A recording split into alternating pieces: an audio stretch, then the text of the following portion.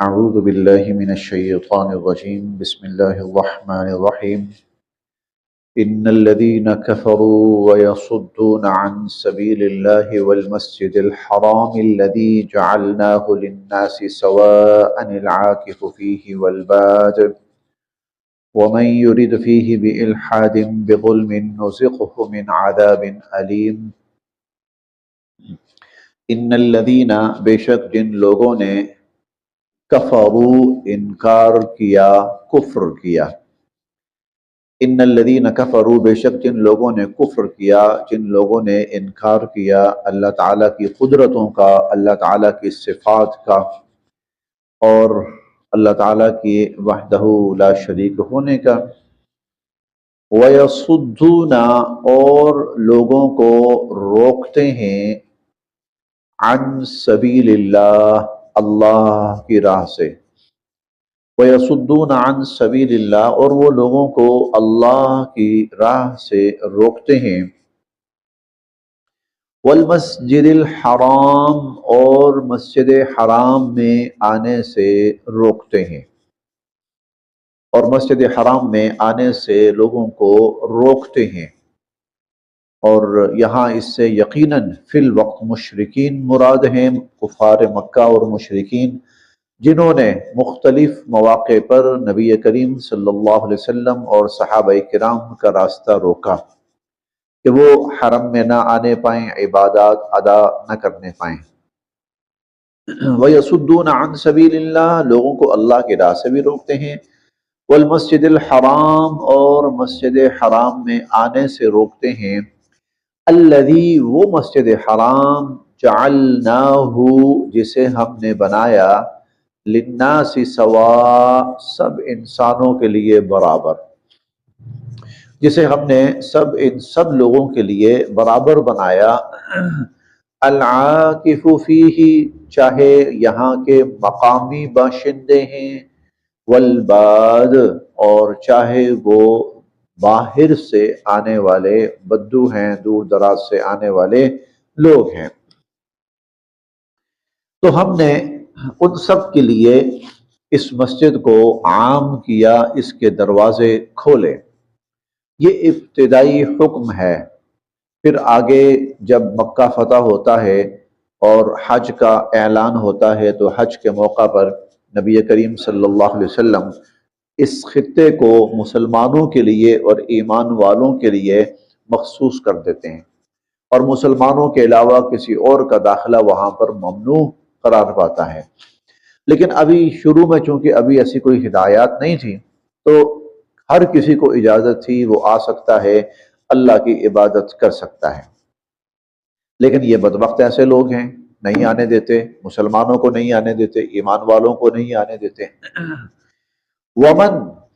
ایک تو یہ لوگ جو اللہ کے گھر میں آنے سے لوگوں کو روکتے ہیں ایک یہ ومن اور جو یرید چاہتا ہے فی ہی اس میں یعنی اللہ کے گھر میں بالحاد الحاد پھیلانا الحاد بے دینی کسی بھی قسم کی بے دینی پھیلانا بظلم ظلم سے اور جو ظلم کے ذریعے زبردستی یہاں کسی بھی قسم کی بے دینی کسی بھی قسم کا ظلم کسی بھی قسم کا فسق کسی بھی قسم کی برائی پھیلانا چاہے نذقہ تو ہم اسے چکھائیں گے من عذاب علیم دردناک عذاب اب یہ دردناک عذاب کی جو وعید ہے یہ سب کے ساتھ ہے جو اللہ کے گھر سے روکتے ہیں ان کے لیے بھی اور جو اللہ کے گھر کے اندر کسی بھی قسم کی بے دینی پھیلانا چاہتے ہیں ان کے لیے بھی اب جس کو اللہ تعالیٰ نے الحاد کہا ہے اس سے کیا مراد ہے اس سے مراد کفر بھی ہے اس سے مراد شرک بھی ہے اس سے مراد لوگوں کو اللہ کے گھر کے اندر نماز ادا کرنے سے روکنا بھی ہے اس میں جاہلیت کے رسوم و رواج کو وہاں پر پھیلانا وہ بھی ہے بلکہ ہر وہ کام دیکھیں اس جگہ کے کچھ مخصوص آداب ہیں، ہر جگہ کے نہیں ہیں، اس جگہ کے ہیں، اس جگہ کے جو مخصوص آداب ہیں ان کو پامال کرنا یہ بھی الحاد ہے، یہ سب الحاد میں داخل ہے۔ تو جو بھی وہاں الحاد پھیلانا چاہے گا، بے دینی پھیلانا چاہے گا، نذقہ من عذاب علیم، تو ہم اسے دردناک سزا دیں گے۔ اب یہ گھر جس کا تذکرہ ہوا ہے، اب آگے اس کی اللہ تعالیٰ تاریخ بیان فرما رہے ہیں، تاریخ بھی بیان فرما رہے ہیں، اور اس گھر کے اللہ تعالیٰ مقاصد بھی بیان فرما رہے ہیں کہ بنیادی طور پر یہ جو گھر بنایا گیا تھا یہ کیوں بنایا گیا تھا۔ وَإِذْ، اور یاد کرو وہ وقت جب بوّأْنَا، ہم نے متعین کی، لِإِبْرَاہِیمَ، حضرت ابراہیم علیہ السلام کے لیے، مکان البیت، بیت اللہ کی جگہیں، ہم نے ابراہیم علیہ السلام کے لیے بیت اللہ کی جگہ متعین کی۔ بیت اللہ، اس کے بارے میں ہم ابھی پڑھیں گے آج ہی کے سبق میں۔ البیت العتیق بھی آتا ہے، سب سے قدیم گھر، سب سے پرانا گھر، اور یہ سب سے پہلے تعمیر ہوا ہے فرشتوں کے ہاتھوں، فرشتوں نے اس کو سب سے پہلے تعمیر کیا، اس کے بعد پھر آدم علیہ السلام، پھر انسان۔ سیدنا ابراہیم علیہ السلام کے زمانے میں صورتحال یہ تھی کہ وقت گزرنے کے ساتھ ساتھ مختلف حادثات آتے رہے، طوفان اور موسموں کے بدلنے سے بیت اللہ کی جو جگہ تھی، تعمیر جو تھی وہ ختم ہو گئی، اور اتنی ختم ہوئی کہ منہدم ہوتے ہوتے ہوتے ہوتے ہوتے بظاہر زمین کے اوپر اس کے کوئی آثار نہیں رہے کہ بیت اللہ کہاں ہے۔ پھر اللہ رب العزت نے حضرت ابراہیم علیہ السلام کو باقاعدہ نشاندہی فرمائی، نشاندہی فرمائی کہ یہ جو ہے بیت اللہ کی جگہ ہے یہ والی۔ پھر حضرت ابراہیم علیہ السلام نے وہاں پر بیت اللہ کی جو بنیادیں ہیں، وہاں پر ان بنیادوں کے اوپر عمارت کھڑی کرنی شروع کی، جس کا تذکرہ ہم نے بارہا پڑھا ہے، پہلے پارے کے اندر بھی پڑھا ہے۔ تو ابراہیم علیہ السلام نے، اسی لیے یہ جو بیت اللہ کے ہے نا 4 کونے ہیں، ان میں سے ایک کو رکن یمانی کہا جاتا ہے، ایک کو رکن عراقی کہا جاتا ہے، ایک کو اس میں سے رکن ابراہیمی کہا جاتا ہے۔ اور یہ جو رکن ابراہیمی ہے اس وقت یہاں پر تعمیر نہیں ہے، جو رکن ابراہیمی ہے، کیونکہ وہ مشرکین نے جب بیت اللہ کی تعمیر کی تھی تو فنڈ کم ہونے کی وجہ سے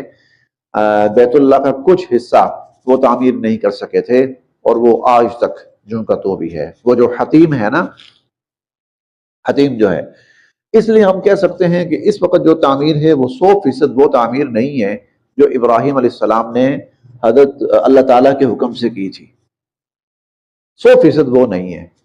بس اللہ کی کچھ حکمت ایسی ہوئی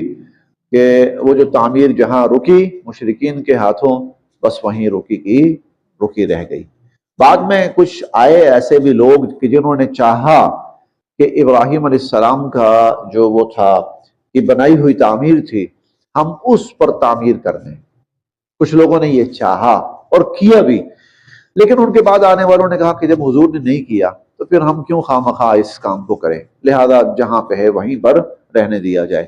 اور اس کی وجہ یہ بھی تھی، اس طرح ہو سکتا ہے ہر آنے والا بادشاہ کوئی گرا رہا ہے، کوئی دوبارہ تعمیر کر رہا ہے، کوئی گرا رہا ہے، ایسے خواہ ایک سلسلہ شروع ہو جائے گا، لہذا وہ آج تک وہیں پر ہے۔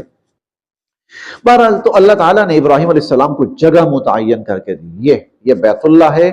یہ جگہ ہے اس کی، یہاں پر آپ اس عمارت کو تعمیر کریں۔ وَإِذْ يَرْفَعُ إِبْرَاهِيمُ الْقَوَاعِدَ مِنَ الْبَيْتِ وَإِسْمَاعِيلُ، پہلے پارے میں ہم نے پڑھا ہے۔ تو وَإِذْ بَوَّأْنَا لِإِبْرَاهِيمَ، اور جب ہم نے متعین کی ابراہیم علیہ السلام کے لیے مکان البیت، اس بیت اللہ کی جگہ، چنانچہ انہوں نے تعمیر کی، اور تعمیر کے بڑے مقاصد کیا تھے؟ نمبر 1، اللہ تشرک بی شیئا، کہ میرے ساتھ کسی کو شریک نہ ٹھہرایا جائے، یعنی یہ گھر اس لیے ہے کہ خالصتاً اللہ کی بندگی اور اللہ کی عبادت کی جائے۔ وطہر، اور آپ پاک کیجئے، بیتیا، میرے گھر کو، للطائفین، طواف کرنے والوں کے لیے، والقائمین، اور قیام کرنے والوں کے لیے، والرکع، اور رکوع کرنے والوں کے لیے، السجود، سجدہ کرنے والوں کے لیے۔ یعنی اس گھر کی صفائی اور ستھرائی کا خصوصی اہتمام کیا جائے۔ چنانچہ عموماً بھی مساجد کے لیے یہی حکم ہے کہ مساجد صاف ستھری ہونی چاہیے۔ نبی کریم صلی اللہ علیہ وسلم نے مساجد کی صفائی ستھرائی کی خصوصی تلقین فرمائی، لیکن بیت اللہ کے لیے تو دو نبیوں کو حکم دیا گیا، اس کو تو بالکل پاک صاف رکھنا ہے۔ چنانچہ یہی وجہ ہے کہ اس کی صفائی اور ستھرائی کا خصوصی اہتمام ہوتا ہے، پہلے بھی ہوتا رہا ہے اور اب تو ہم اپنی آنکھوں سے اس کو باقاعدہ دیکھتے ہیں۔ وَأَذِّن، اور آپ اعلان فرمائیے، فی الناس، لوگوں میں، وَأَذِّن فی الناس، اور آپ لوگوں میں اعلان فرمائیے، بالحج، حج کا۔ آپ لوگوں میں حج کا، اب بیت اللہ تعمیر ہو چکا ہے، تعمیر مکمل ہو چکی ہے۔ اب تعمیر مکمل جو ہوئی ہے تو تعمیر کس کے لیے ہوئی ہے؟ جن مقاصد کے لیے ہوئی ہے، ایک تو اللہ کی عبادت کی جائے، نمبر ایک۔ نمبر دو کہ یہاں پر لوگ حج کی عبادت ادا کریں۔ حج کا خصوصی معاملہ جو ہے تو اے ابراہیم علیہ السلام چلی اعلان فرمائی، وَأَذِّن فِي النَّاسِ بِالْحَجِّ، آپ لوگوں میں حج کا اعلان فرمائیے۔ اچھا، اس کے بعد پھر ہم نے پہلے پارے میں پڑھا تھا کہ ابراہیم علیہ السلام نے باقاعدہ اللہ سے دعا کی، وَأَرِنَا مَنَاسِكَنَا، کہ اللہ آپ نے کہا ہے کہ حج کا اعلان کرو تو لوگ حج کے لیے آئیں گے، تو یا اللہ ہمیں حج کا طریقہ سکھا دیجیے۔ وَأَرِنَا مَنَاسِكَنَا، یا اللہ ہمیں حج کا طریقہ، مناسک حج جو ہیں اس کا طریقہ ہمیں سکھا دیجیے۔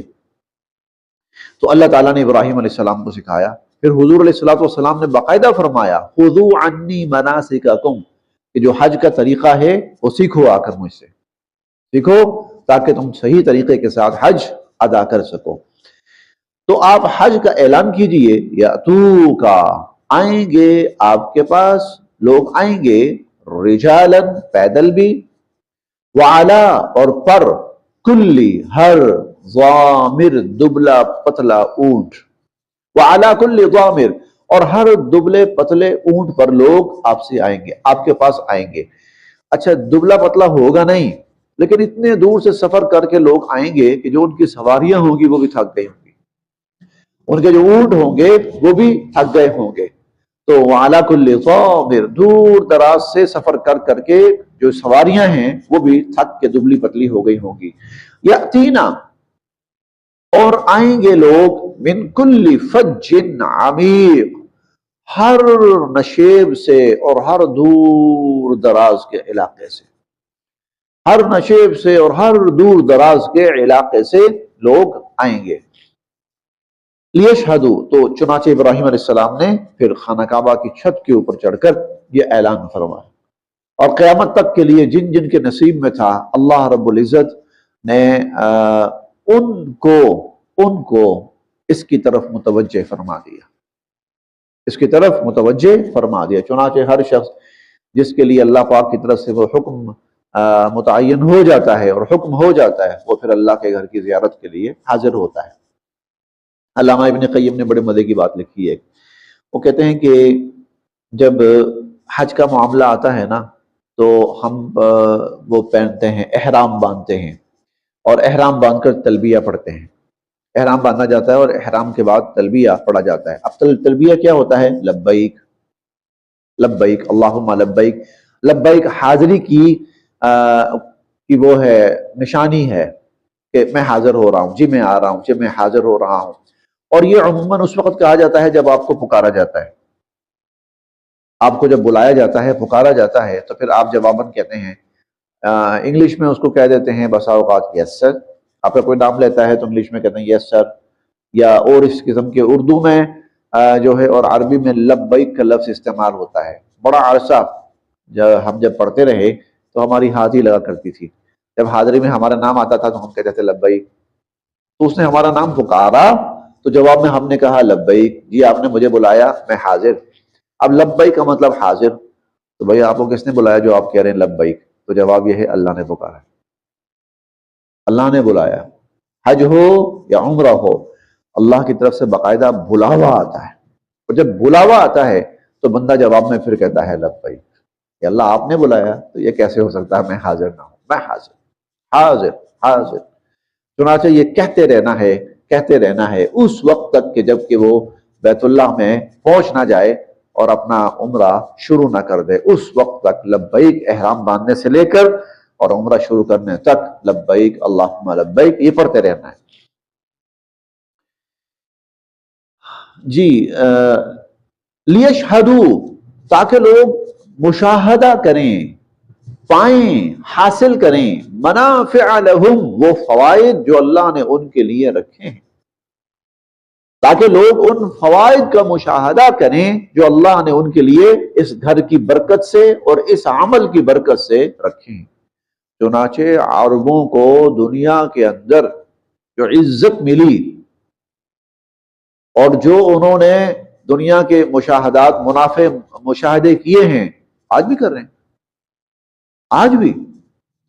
وہ یہ ہے لیشہدوا منافع لہم، تاکہ جو اللہ نے ان کے لیے منافع رکھے ہیں، فوائد رکھے ہیں، لوگ ان منافع اور ان فوائد کو حاصل کریں۔ اب یہ منافع دو طرح کے ہیں، ایک تو دنیاوی ہیں، مالی اعتبار سے، عزت و آبرو کے اعتبار سے، خوشحالی کے اعتبار سے، اور ایک دینی ہے، ایمان کے اعتبار سے۔ جب انسان اللہ کے گھر میں جاتا ہے تو ایمان کے جس مقام پہ وہ پہنچ جاتا ہے، اپنے گھر بیٹھا ہوا کبھی وہاں تک نہیں پہنچ سکتا، اس مقام کو کبھی حاصل نہیں کر سکتا۔ لیشہدوا منافع لہم، جب وہ بیت اللہ کا طواف کر رہا ہوتا ہے، جب وہ اگر اللہ اس کو توفیق دیں، موقع مل جائے اور حجر اسود کو بوسہ دے رہا ہوتا ہے، جب وہ سعی کر رہا ہوتا ہے، ایمان کے جس مقام پہ وہ پہنچا ہوتا ہے، اپنے گھر بیٹھے ہوئے کبھی نہیں پہنچ سکتا۔ لیشہدوا منافع لہم، تاکہ لوگ حاصل کریں وہ منافع جو اللہ نے ان کے لیے رکھے ہیں، وَيَذْكُرُوا، اور لیں اسم اللہ، اللہ کا نام، وَيَذْكُرُوا اسم اللہ، اور اللہ کا نام لیں، فی ایام معلومات، متعین دنوں میں، علی ما، اس پر جو، رزقہم، اللہ نے ان کو عطا فرمائے، من بہیمۃ الانعام، مویشی جانور، جو مویشی جانور اللہ نے ان کو عطا فرمائے، جو بہیمۃ الانعام اللہ نے ان کو عطا فرمائے، ان پر اللہ کا نام لیں۔ اور یہ متعین دن قربانی کے متعین دن ہیں، قربانی کے دن، کہ ان دنوں کے اندر قربانی بھی کریں اور ان قربانیوں کے اوپر اللہ کا نام لیں۔ فَكُلُوا، کھاؤ، منہا، اس میں سے، فَكُلُوا منہا، کھاؤ اس میں سے، وَأَطْعِمُوا، اور کھلاؤ،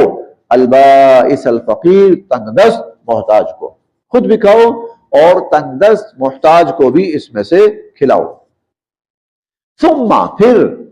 لیقضوا، پھر لوگ دور کریں، تفثہم، اپنی میل کچیل کو، پھر اپنی میل کچیل کو لوگ دور کریں۔ اب یہ میل کچیل دور کرنے سے مراد کیا ہے؟ اس سے مراد یہ ہے، اب تو ذرا تھوڑا سا کم ہو گئی یہ چیز نسبتاً، پہلے بہت زیادہ تھی۔ حج کر رہا ہے آدمی، حج کا اعلان ہوا، حج کے لیے آ گیا اور اللہ کا نام لے رہا ہے، اب اس نے حج کر لیا، اب 10 ذی الحج ہے، اب جب 10 ذی الحج کو اس نے کیا کرنا ہے؟ احرام کھول دینا ہے، قربانی بھی کرنی ہے، قربانی ہونی ہے، اور اس کے بعد احرام کھولنا ہے، اور جب احرام کھولنا ہے تو اتنے دن کا باندھا ہوا تھا، بیچارہ گندا ہو چکا ہے۔ اب تو میں نے کہا نا تھوڑا سا کم ہے، لیکن پہلے تو بہت زیادہ ہوتا تھا، گرمی تھی، میل کچیل بہت زیادہ ہو جاتی تھی، پانی میسر نہیں ہوتا تھا اور سہولیات میسر نہیں تھی، تو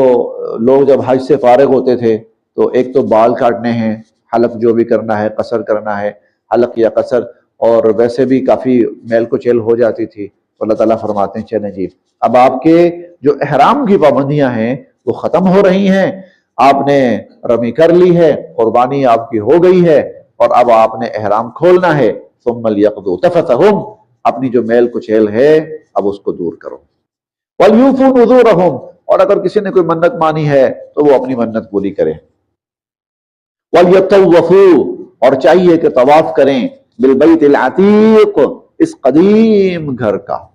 اور چاہیے کہ اس قدیم گھر کا طواف کریں، اور یہ جو مخصوص طواف ہے یہ طواف زیارت کہلاتا ہے، حج کا ایک اہم حصہ۔ ذالک، ہاں، یہ گھر اسی لیے تعمیر کیا گیا تھا، ذالک، یہ گھر اسی لیے تعمیر کیا گیا تھا کہ یہاں لوگ حج کے لیے آئیں، یہاں لوگ قربانی کریں، یہاں لوگ اللہ کے لیے تلبیہ پڑھیں، یہاں لوگ اللہ کی عبادت کریں، ذالک، ہاں اس لیے۔ وَمَن يُعَظِّمْ، اور جو تعظیم کرتا ہے، احترام بجا لاتا ہے، حرمات اللہ، اللہ کی طرف سے اللہ کی طرف سے حرام کردہ چیزوں کی، جو اللہ کی طرف سے حرام کردہ چیزوں کی تعظیم بجا لاتا ہے، یا اللہ کی طرف سے محترم قرار دی گئی چیزوں کی تعظیم بجا لاتا ہے۔ خاص طور پر یہ جملہ ان ایام اور ان اعمال کے لیے ہے، خاص طور پر ان ایام، کیونکہ حالت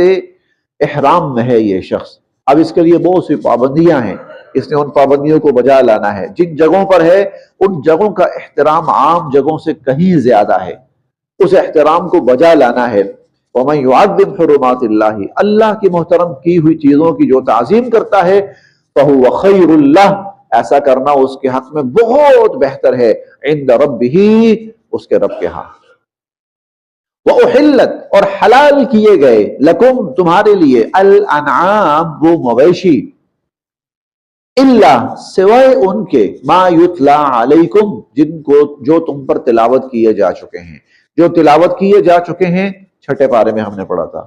حرمت علیکم المیتہ والدم ولحم الخنزیر وما اہل لغیر اللہ بہ والمنخنقہ والموقوذہ والمتردیہ والنطیحہ، وہ 10 قسم کے جانور تھے، ان کے علاوہ سب تمہارے لیے حلال کیے گئے ہیں، قربانی کر سکتے ہو، ان تمام جانوروں کی قربانی کر سکتے ہو۔ فَاجْتَنِبُوا، بس بچو،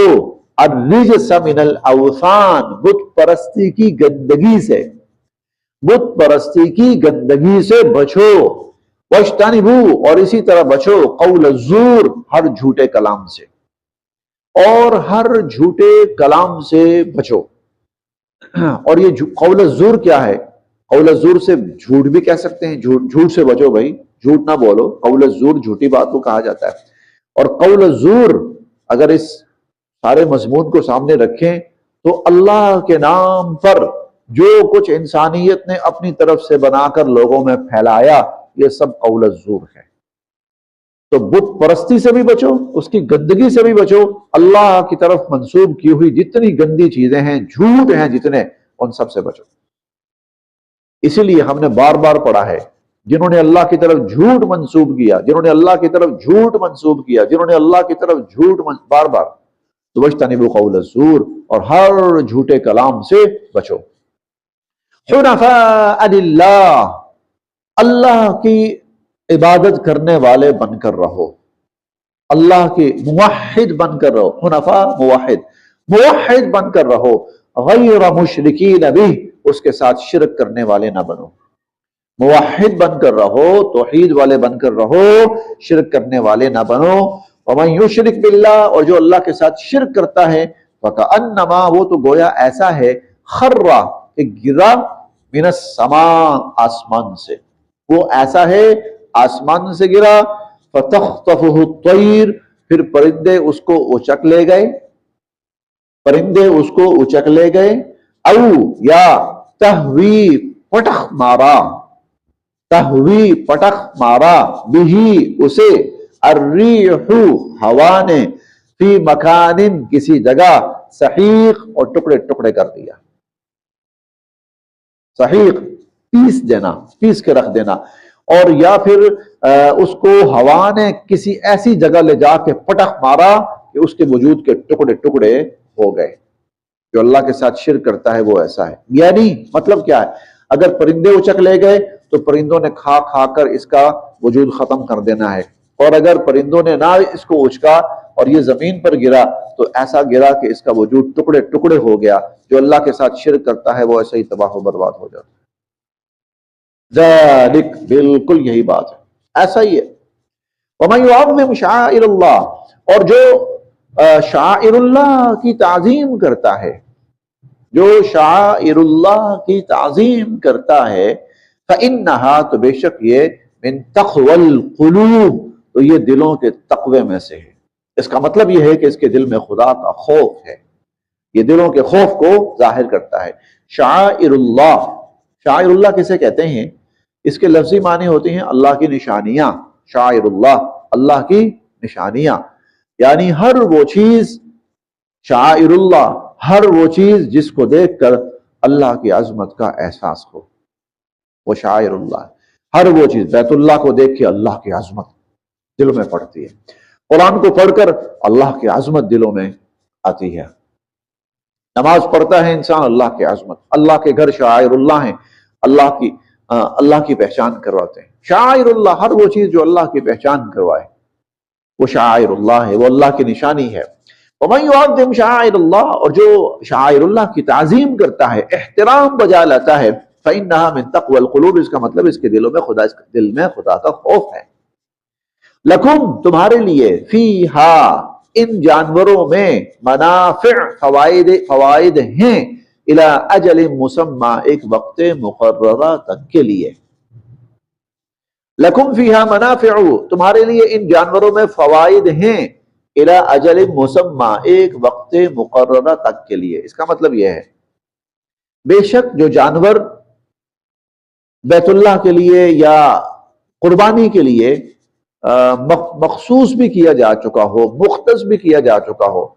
تو جب تک اس کو قربانی کرنی لی جاتی اس سے پہلے اس سے فوائد اٹھائے جا سکتے ہیں، فائدہ اٹھایا جا سکتا ہے. مشرکین کے ہاں ایک غلط تصور تھا، وہ کسی جانور کو اپنے بتوں کے نام پر وقف کر دیتے تھے، کہتے تھے اب نہ کوئی اس کو ہاتھ لگا سکتا ہے، نہ سواری کر سکتا ہے، نہ دودھ دو سکتا ہے، نہ اس سے کسی قسم کا کام لے سکتا ہے. اللہ فرماتے ہیں کہ ایسی بات اسلام میں نہیں ہے. اس جانور کی قربانی ہونی ہو، اس سے پہلے اگر اس کا دودھ دو لیا جاتا ہے، اس سے کوئی کام لے لیا جاتا ہے، کوئی حرج نہیں، کوئی قباحت نہیں. لکم فیہا منافع الی اجل مسمى، ایک وقت مقررہ تک کے لیے، تو تم ان سے فوائد اٹھا سکتے ہو. ثم، پھر، محلها الی البیت العتیق، پھر ان کو بیت العتیق، قدیم گھر یعنی بیت اللہ، پھر ان کو روانہ کر دو بیت اللہ کی طرف. بیت اللہ سے مراد وہ مخصوص جگہ جہاں ان کی قربانی ہونی ہے. وَلِكُلِّ أُمَّةٍ، اور ہر امت کے لیے، جعلنا، ہم نے متعین کی، منسکا، قربانی، ہر امت کے لیے ہم نے قربانی طے کی، متعین کی. لِيَذْكُرُوا اسْمَ اللَّهِ، تاکہ وہ اللہ کا نام لیں، عَلَى مَا، ان پر جو، رَزَقَهُمْ، ہم نے ان کو دیے، من بہیمۃ الانعام، مویشی جانور جو ہم نے ان کو دیے ہیں، ان پر اللہ کا نام لیں. بھائی یہ قربانی ہر امت کے لیے ہم نے کی ہے. مطلب کیا ہے؟ آج مسلمان جب قربانی کرنے لگتا ہے تو دنیا کو عجیب و غریب وسوسے شروع ہو جاتے ہیں. دنیا کو لگتا ہے کہ جانوروں کا ضیاع ہو رہا ہے، دنیا کو لگتا ہے کہ پیسے کا ضیاع ہو رہا ہے، دنیا کو لگتا ہے کہ یہ ظلم ہے. ارے بھائی یہ کوئی مسلمانوں کے ساتھ مخصوص نہیں ہے، قربانی کا حکم ہم نے ہر امت کو دیا ہے. آدم علیہ السلام سے لے کر نبی کریم صلی اللہ علیہ وسلم تک ہر امت قربانی کرتی رہی. وَلِكُلِّ أُمَّةٍ جَعَلْنَا مَنْسَكًا، ہم نے ہر امت کے لیے قربانی کا طریقہ طے کیا. لِيَذْكُرُوا اسْمَ اللَّهِ، تاکہ اللہ کا نام لیں، عَلَى مَا رَزَقَهُمْ، اس پر جو ہم نے ان کو دیے ہیں، من بہیمۃ الانعام، مویشی جانور. فَإِلَٰهُكُمْ إِلَٰهٌ وَاحِدٌ، تم سب کا معبود ایک معبود ہے. فَلَهُ أَسْلِمُوا، اسی کی فرما برداری کرو. وَبَشِّرْ، اور آپ خوشخبری سنا دیجئے، المخبتین، مخبتین، عاجزی اور انکساری کا مظاہرہ کرنے والوں کے لیے. آپ عاجزی اور انکساری کا مظاہرہ کرنے والوں کے لیے کو بشارت سنا دیجئے. یہ کون لوگ ہیں؟ الذین، وہ لوگ، اذا ذکر اللہ، جب ان کے سامنے اللہ کا ذکر کیا جاتا ہے، وجلت قلوبہم، ان کے دل ڈرنے لگتے ہیں. اللہ کی عظمت، اللہ کی ہیبت سے ان کے دل ڈرنے لگتے ہیں. والصابرین، اور وہ صبر کرنے والے ہوتے ہیں، علی ما، اس پر جو، اصابہم، انہیں تکلیف پہنچتی ہے، جو تکلیف پہنچتی ہے اس پر صبر کرنے والے ہوتے ہیں. والمقیم الصلاۃ، اور وہ نماز قائم کرنے والے ہوتے ہیں. ومما، اور اس میں سے جو، رزقناہم، ہم نے ان کو دیا ہے، ينفقون، وہ خرچ کرنے والے ہوتے ہیں. یہ ہیں اللہ کے سامنے جھکنے والے، یہ ہیں اللہ کے سامنے عاجزی کرنے والے. بس آج ہمارا سبق یہاں تک ہے. صدق اللہ العظیم.